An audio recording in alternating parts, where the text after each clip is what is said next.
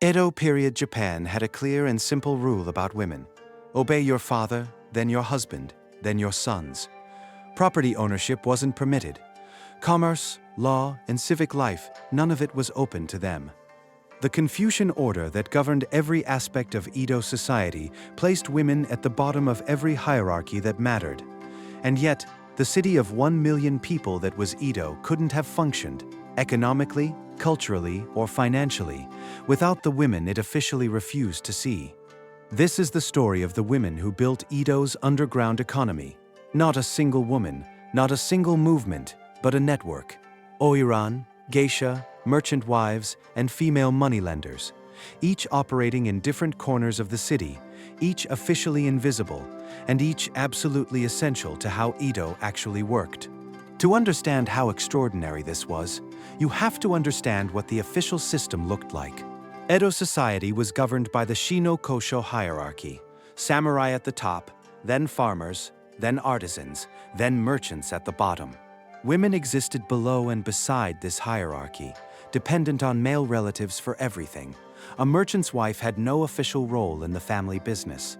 A widow was expected to defer to her eldest son, and the law didn't recognize a woman's right to conduct trade, hold debt, or accumulate independent wealth. But the law isn't always the same thing as reality. The most visible exception to the official order was the Yoshiwara. Established in 1617 as Edo's licensed pleasure district, the Yoshiwara was technically a controlled enclave, walled, gated, and regulated by the shogunate. On paper, it was a concession to human nature, carefully contained. In practice, it was one of the most economically and culturally powerful institutions in the city. At the top of the Yoshiwara hierarchy were the Oiran, the highest-ranking courtesans, and above them the near-mythical Tayu, women so prestigious that a man couldn't simply purchase their time.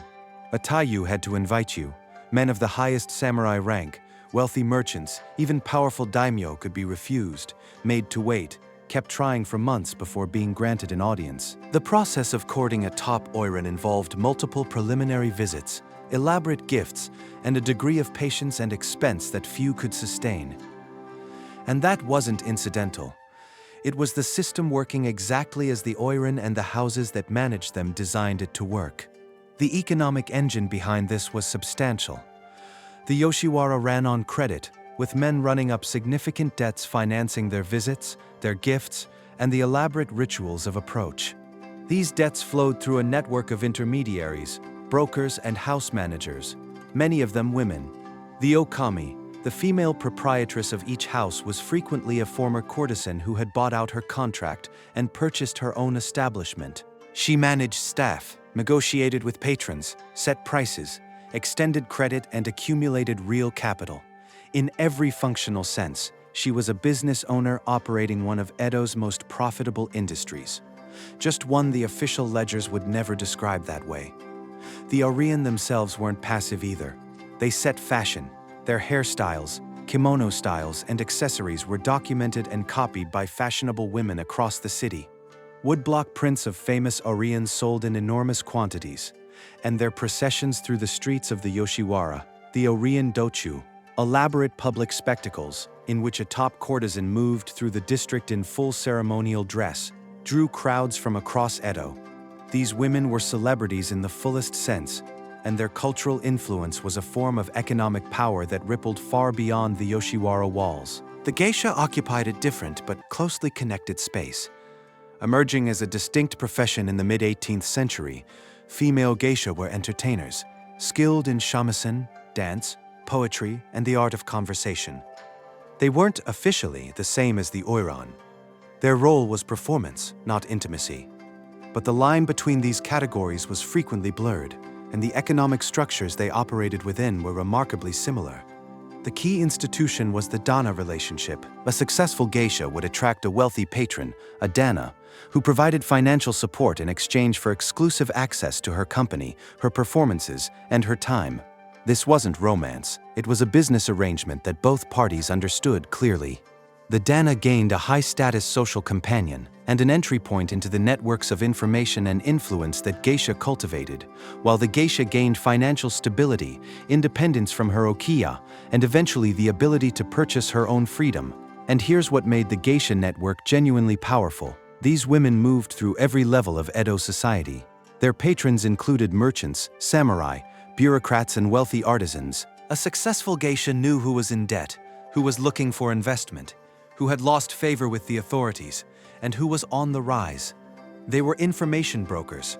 And in a city where commercial intelligence was everything, that made them indispensable. The third strand of this network was the least glamorous and perhaps the most pervasive. The merchant wives of Edo operated behind the noren, the fabric curtain that hung across every shop entrance, bearing the family crest. Officially, the business belonged to the husband. In practice, the okusen, the wife who managed the interior of the shop, frequently ran it. She kept the accounts, managed the staff, tracked inventory, and extended credit to regular customers. She knew which families paid on time and which were quietly struggling. In the dense commercial districts of Edo, where shops stood wall to wall and reputation was everything, that knowledge was a form of capital. When a merchant husband died, and in a city prone to fire, flood, and epidemic, men died often, the widow faced a choice: hand control to a male heir or take over herself. A striking number chose the latter and succeeded. The historical record of Edo's commercial districts is full of businesses that survived generational transitions precisely because the wife already knew how to run them. Widows operated lending portfolios, negotiated supply contracts, and built the kind of multi-generational business trust that Edo's commercial culture ran on, all without official standing, without legal protection, and without appearing in the histories that their sons would later commission. What connected these three worlds, the Yoshiwara, the Geisha Quarter, and the merchant districts, was credit and information. The same wealthy merchant who ran up debt in the Yoshiwara was the customer whose creditworthiness the merchant wife in his supplier's shop was quietly assessing. The geisha who entertained him knew which of his business rivals was overextended. The Okami who managed his debt to the house knew exactly how much leverage she held. These weren't separate economies. They were the same economy, viewed from different positions within a network that the official Confucian order had no vocabulary to describe. Edo's male historians didn't describe it either. The women who ran the Okami houses, who built geisha networks, who kept the merchant ledgers, appear in the historical record as background figures: wives, proprietresses, entertainers. Their economic function was invisible by design, because acknowledging it would have required acknowledging that the society built on female subordination was, in practice, partially run by women. But the city knew Edo's popular culture, its woodblock prints, its kabuki plays, its comic novels, was full of sharp, economically savvy women who outmaneuvered the men around them.